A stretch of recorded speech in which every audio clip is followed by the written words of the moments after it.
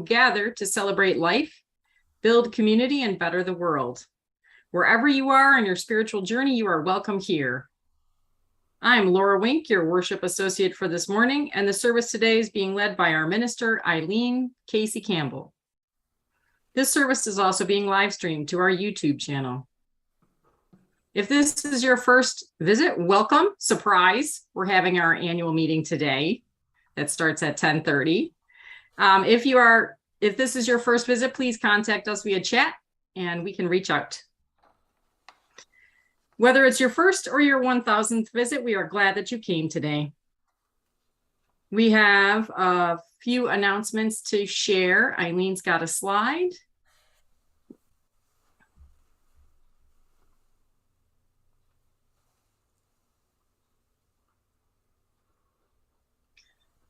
And it helps if I unmute.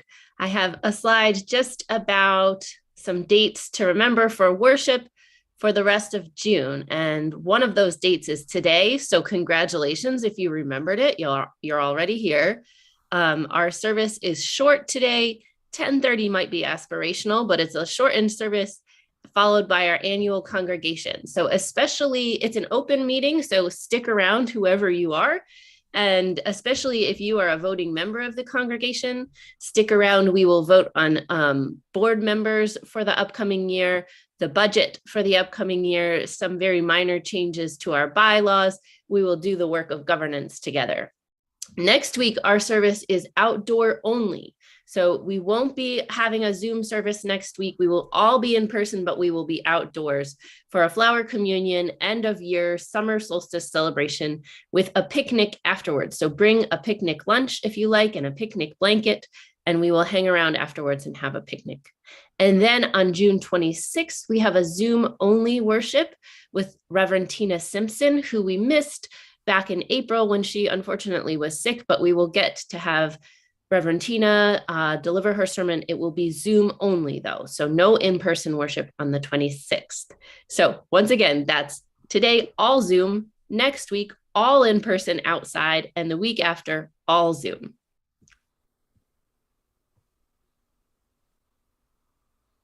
Also, I will just read from the chat. For the summer, we will be in person only on the second Sundays, July 10th and August 14th. We will plan to picnic together on those days as well. And those Sundays will actually be hybrid Zoom and in person, otherwise all online. Thank you, Danielle. If there are any other announcements for the good of the community, please put them in the chat. And we will prepare to be fully together. I don't have to remind you to silence your phones and devices because you're all muted. We now enter a space of worship.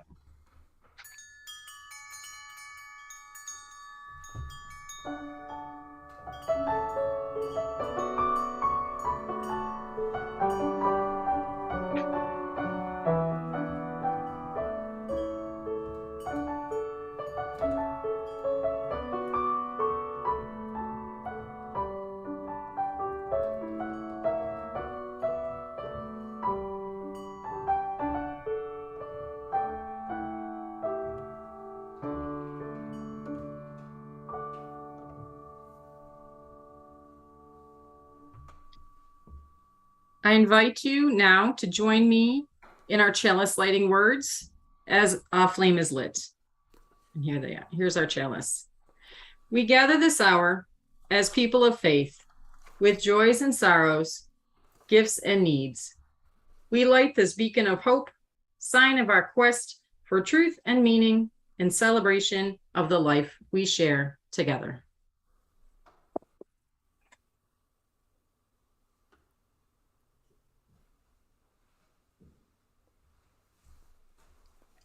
Good morning. It is so good to be with you and so weird to be leading a service on Zoom again.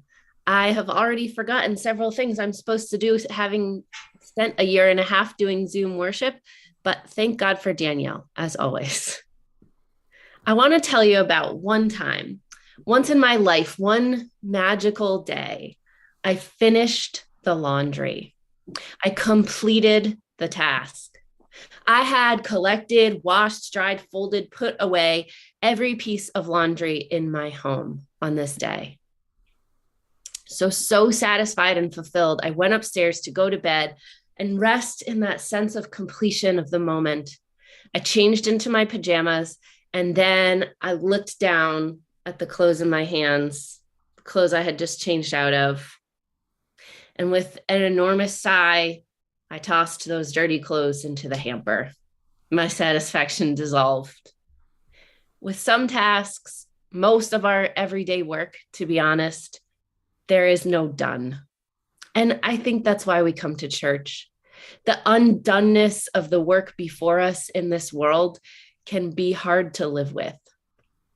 But here together, we are cultivating the faith it takes to keep doing the ordinary everyday work of laundry or of community, even though we know it's not a job that can be completed, wrapped up in a bow and moved on from.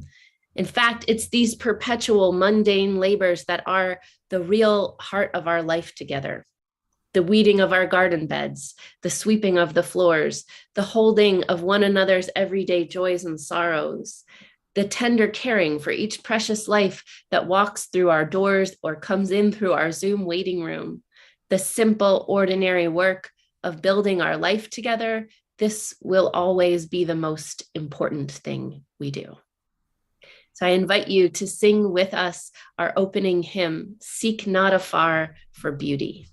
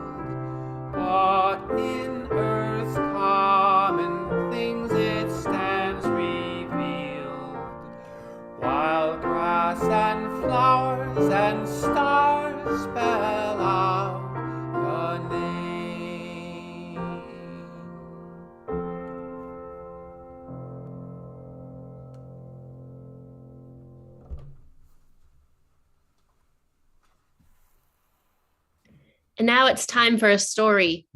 This morning's story is called The Stonecutter's Wish, and it goes like this. Once upon a time, there was a stonecutter. He worked hard and he enjoyed his simple life, cutting slabs of stone from the great mountain that stood outside of the city walls where he lived. He cut slabs of stone and then delivered them to the city where he sold them to important people to build things out of. And he loved his work, but he worried that what he did was not so important. He didn't think of himself as one of those important people. And so one day he carried a slab of stone to sell to a rich man in a fancy mansion inside the city. And as he was talking with the rich man, he glanced inside the mansion and saw all the beautiful, lovely things and thought, this man must be so important. I wish I could be a rich man to be as important as he is. And suddenly the stonecutter's wish was granted. He saw himself all of a sudden as the rich man inside the fancy mansion wearing velvet gowns and gold bangles, and he himself felt fancy and important. And he lived as a rich man, feeling himself very important for some time, until one day he walked down the road, his velvet gown trailing behind him and his money jangling in his pockets, and a carriage drove by, the carriage of the king. The rich man and all the men and all the women and all the children and all the fancy or important people on the road stopped and stood to the side and bowed down as the king went past. And the rich man, who used to be a stonecutter, thought to himself, well, I'm not as important as a king, even though I'm a rich man. I wish I could be as important as a king. And suddenly he was that king in the carriage. His wish had been granted, and he felt himself to be very important. He rode the carriage all the way back to his palace, thinking about all of the big, important decisions that he would make as a king. And he sat in his palace courtyard thinking about that. And the sun beat down on him and he sweated and he felt hot and he felt uncomfortable. And he said to himself, I might be a king, but I'm not as important as the sun, who can make even a king sweat. I wish I were as important as the sun. And suddenly he found himself to be the sun, and he shone his light on all the kingdom, and he made the people sweat, and he made the flowers wilt, and he made the soil dry out with his heat, until a cloud blew past and covered up his face. And no matter how hard he shone, he couldn't shine through that cloud, which gave the people and the soil and the flowers shade. And he thought to himself, well, the sun is very important, but it can't be as important as a cloud if the cloud can block it out. I wish I were a cloud so I could be the most important one, and I would have the most important job. And suddenly his wish was granted. The man who used to be a stone cutter became a cloud, and he blew through the trees and he made their branches sway, and he rained down on the flowers, and he watched their petals fall, and he watched the people run for cover as rain splattered on them, and he felt very important indeed. And he blew over to the mountain outside of town, and he rained down hard on it, as hard as he could, but that mountain stood there firm and steady, unmoving, unaffected by the clouds, rain, and wind. And he thought to himself, a cloud is important, but it seems to be a cloud cannot move a mountain, so a mountain must be more important. And I would like to have the most important job, and so I wish I were a mountain. And suddenly he found himself strong and sturdy, that very mountain that he used to work on. And the clouds above ran through the air and did not move that mountain, and he felt like he was powerful and he was important. And then he felt a little tingle and noticed down below near the ground the stonecutters at their work, chipping away bits and pieces of himself, of the mountain. And so the stonecutter, who was now a mountain, realized maybe even a mountain is not so important in the face of a stonecutter. And he sighed in a way only a mountain can sigh. And he said, I wish I was a stonecutter again. And his wish was granted. And there he was, a stonecutter again. Only now he felt truly important. And like the work that he did day by day was important work, even though it was quite ordinary. And this is the end of our story. And now is the time in our service where we share our joys and sorrows with one another. We say to one another in this community, whatever is on your heart, we are with you. So I invite you this morning, if you have something on your heart, to please lift it up in our chat. If you have joys or sorrows to share this morning, you can share them in our chat right now. And we know that whatever is on your heart, we are with you. And if you have something really big on your heart that you feel like you need to talk about with a minister or with one of our pastoral care team, you can reach out to me privately in the chat or by email at minister@canandaiguauu.org, and we will set you up to chat with a member of our pastoral care team one-on-one, or with me, myself. Are there joys or sorrows to lift up this morning?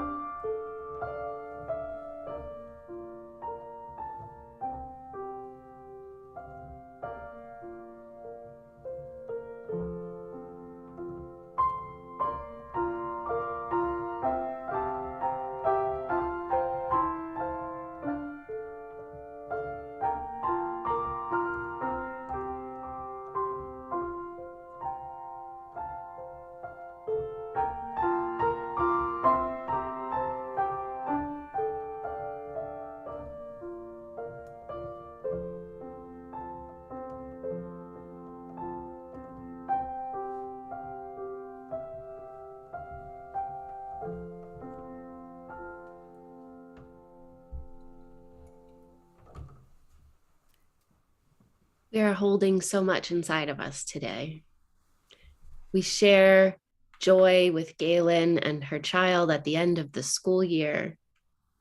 We share all the bittersweet feelings and hold in our hearts Megan's mom as she enters a hospice journey. We share joy with Gigi and gratitude for watching her grandson playing soccer and being with family. And celebrate with Danielle and Thomas finding time to hike and time to sleep. We find gratitude for Stephen, who's recovered from his health crisis. And a mixed joy for Jeannie's dad, who is in long-term care but happy. A joy for Megan's and for everyone's Soul Matters group and the way that you all hold one another in those small groups. And one last joy for strawberries ripe in the garden. We hold these and all the sorrows and joys left in the silence of our hearts together, and know that whatever you are holding today, we are with you.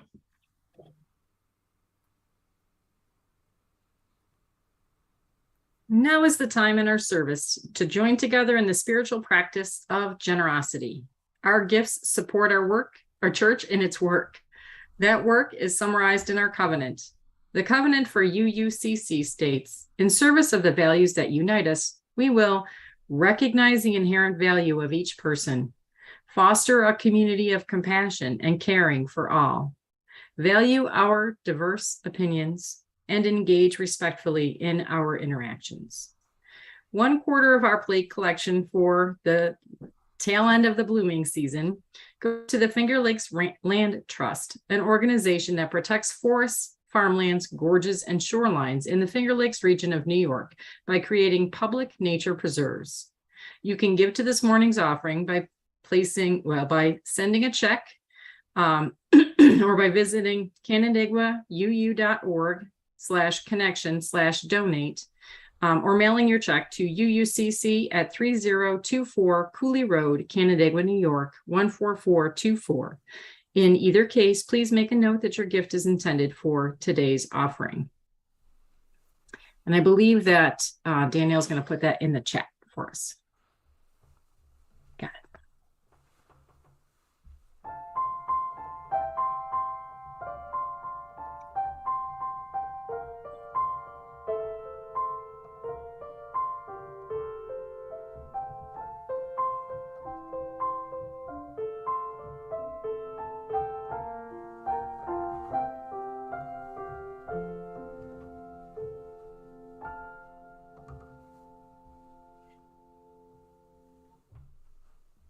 I want to invite us now into a time of centering and meditation, followed by some shared silence. So I ask you to get comfortable wherever it is that you sit. Take a deep breath and let it out with a sigh. Allow your shoulders to fall away from your ears. Perhaps your eyes close. And let yourself turn inward now.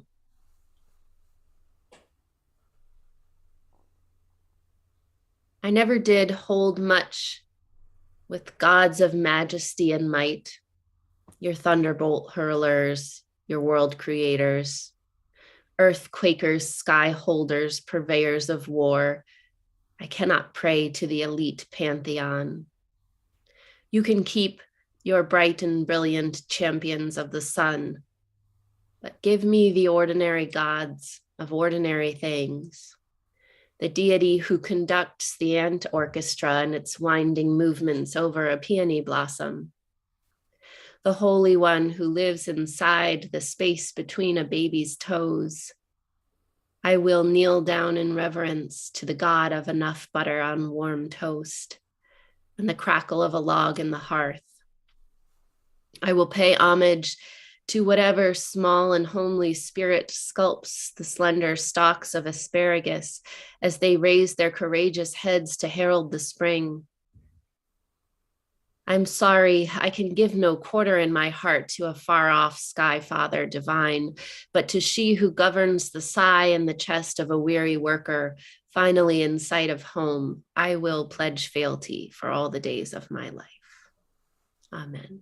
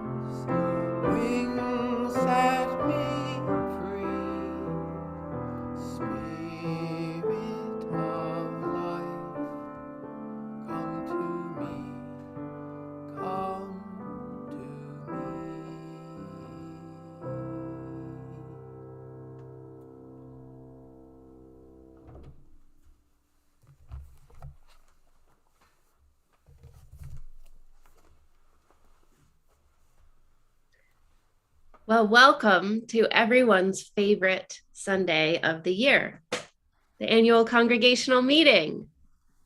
Am I selling that too hard? Okay, so I know church governance is, I can admit, maybe not the most thrilling thing to show up for. It's difficult to make amending our bylaws exciting or reviewing the operating budget sexy. But you know what I've learned? That's okay. A job doesn't need to be exciting to be important. And this work is important. It is maybe our most important work. It might not feel like saving the world, but really, who are we to say what saving the world really feels like? It might not even feel like spiritual work on the face of it, but that, I promise you, it is. The ordinary work of building our life together is perhaps the most religious thing we do. Devout religious practitioners, monks and nuns, disciples and clerics from all over the world have long lived out the expression of their faith by living together, by forming communities, undertaking the simple, seemingly ordinary work of life in communion with others. Even less committed believers tend to congregate, if you will, in communities of faith. And this is, I think, for the most part, not a pathway to faith or a side effect of faith, but the faith itself. One of my favorite Christian theologians, Dietrich Bonhoeffer, wrote a lot about how to be a good Christian, how to be disciplined in faith, a disciple. And he said, communion with God, by definition, establishes social community as well. It's not that community with God subsequently leads to social community, rather, neither exists without the other. Neither exists without the other. He's saying that community life is not a side effect of faith, but that it is faith. That if God exists, it's not as a singularity, but somewhere in the relational bonds that form a community. If there's divinity anywhere, it's living in the routine work we do toward the nourishment of our relationships. I'm probably biased, but I do think, how very you of him. For Unitarian Universalists, how we live together is what we believe. We don't claim a common set of beliefs or insist on any test of faith. There's not much in the way of alignment among us when it comes to what we believe about God, the universe, the nature of being human, but we put our faith in belonging. We hold no common creeds, but instead a common covenant. A covenant, which, by the way, we created at an annual congregational meeting. It's a promise of how to be together. It's not flashy or exciting. It's quite ordinary. We promise we won't forget each other's value as humans. We promise that the nature of the community we build should be caring and compassionate. We promise that when our beliefs differ, we'll do the work of maintaining respect anyway. It's ordinary, and it's always undone. It's a promise that we cannot complete. Just one like doing the laundry or pulling weeds or washing dishes that we will work at all of our days. So I had carried this idea about ethics, about a faithful life, with me for a whole chunk of my adulthood. And it is that virtue is proven in extremis, that we make or break a moral code by how well it holds up in the extreme scenario. In grave emergency, can we follow it? Do our promises to goodness still hold strong? And I couldn't remember where I'd picked up this phrase. It seemed like maybe Kant would have written it, or then I thought maybe it was Aristotle or Thomas Aquinas. And I'm not too proud to admit to you all that when I Googled the heck out of virtue in extremis, I found out it was not something I learned in seminary. It was not wisdom spoken by a renowned moral philosopher, but in fact, by sci-fi television character Doctor Who, which frankly makes it a little easier to let go of, because at this point in my life, I don't think virtue is proved in extremis, but in the ordinary. I think largely moral codes are written with the extremes of human behavior in mind, but they're tested in the everyday. And what's most worthwhile is the morality we can adhere to in our simple, ordinary, everyday lives. We are, for the most part, not what we choose in emergency, but what we choose habitually. We show our faith by what we do faithfully in the mundanity of our common life. After all, that's where most of our lives are lived. Many of us don't ever experience those big, grave moments of extremis. And even if we do, those aren't the moments where we spend most of our lives. True, deep spiritual joy is cultivated by living not just like the big, exciting moments are important, but like every single ordinary moment of every ordinary life matters.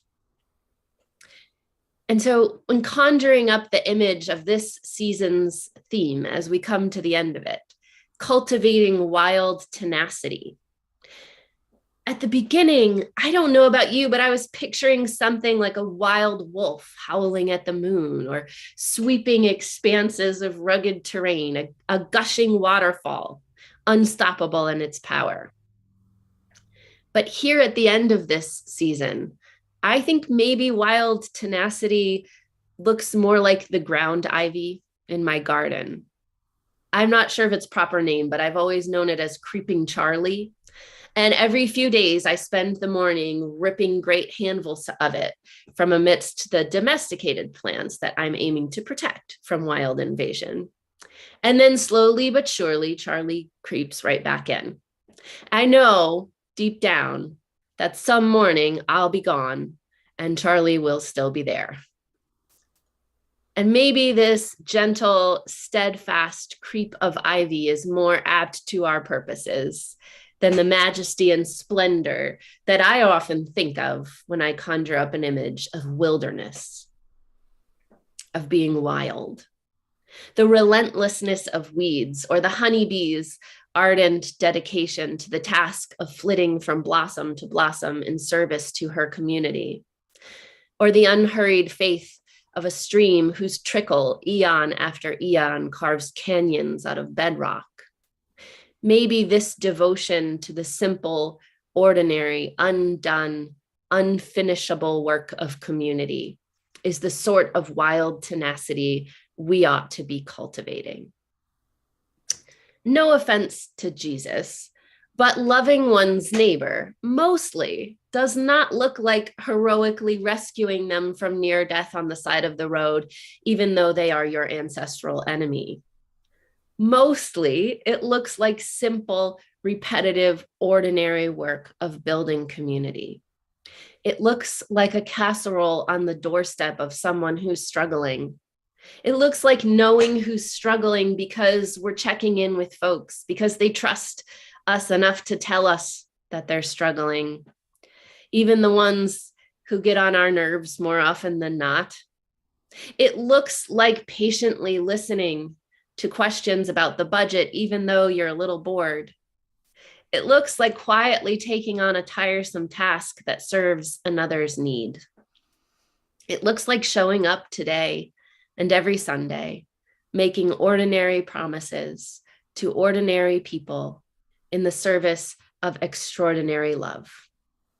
May we always be so faithful. Amen.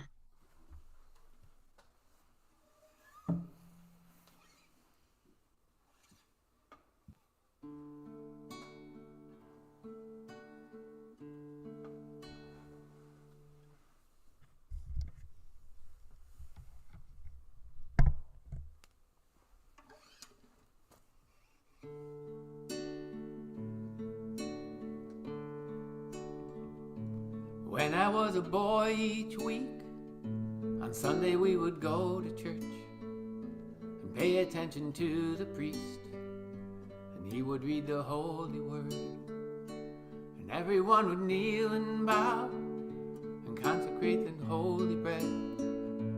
Today the only difference is everything is holy now. Everything is holy now. And when I was in Sunday school, we would learn about the time Moses split the sea in two, Jesus made the water wine. And I remember feeling sad that miracles don't happen still, but I can't keep track, 'cause everything's a miracle. Everything's a miracle.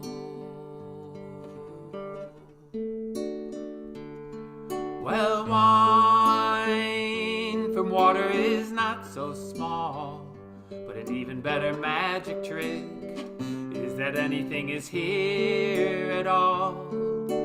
So the challenging thing becomes not to look for miracles, but finding where there isn't one.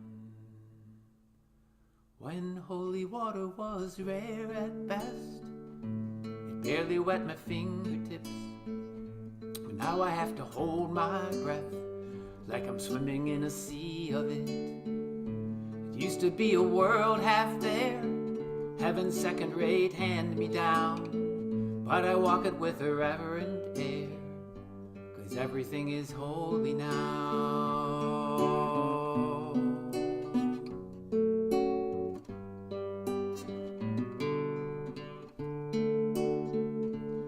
Well, read a questioning child's face and say it's not a testament. That'd be very hard to say. And see another new morning come and say it's not a sacrament.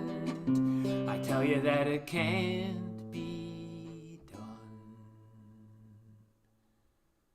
This morning outside I stood and saw a little red-winged bird shining like a burning bush, singing like a scripture verse. It made me want to bow my head. I remember when church let out, how things have changed since then, but everything is holy now. It used to be a world half there, it's heaven's second-rate hand-me-down, but I walk it with a reverent air, 'cause everything is holy now.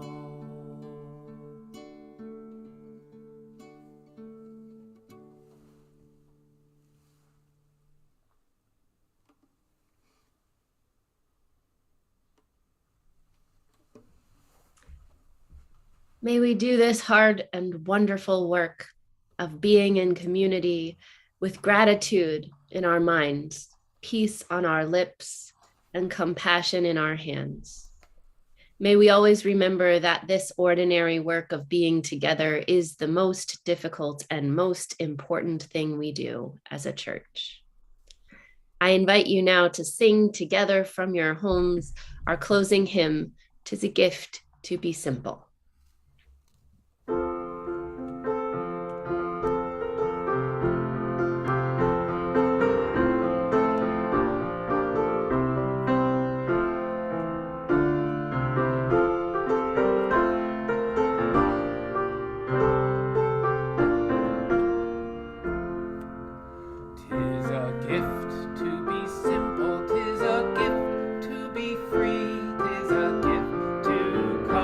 Down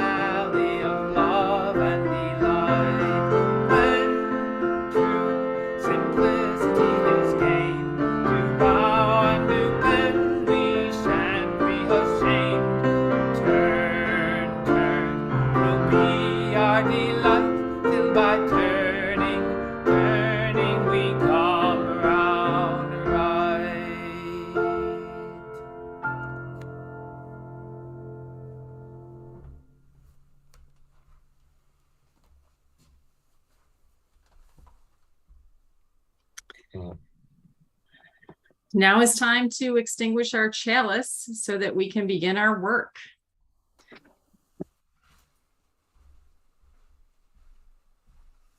Please join me in our words for extinguishing the chalice. We extinguish this flame, but not the light of truth, the warmth of community, or the fire of commitment. These we carry in our hearts until we are together again.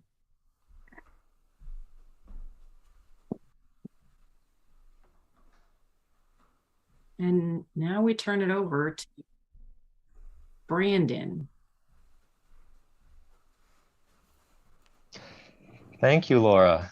Thank you, Eileen. Thank you, Bill. That was a wonderful service.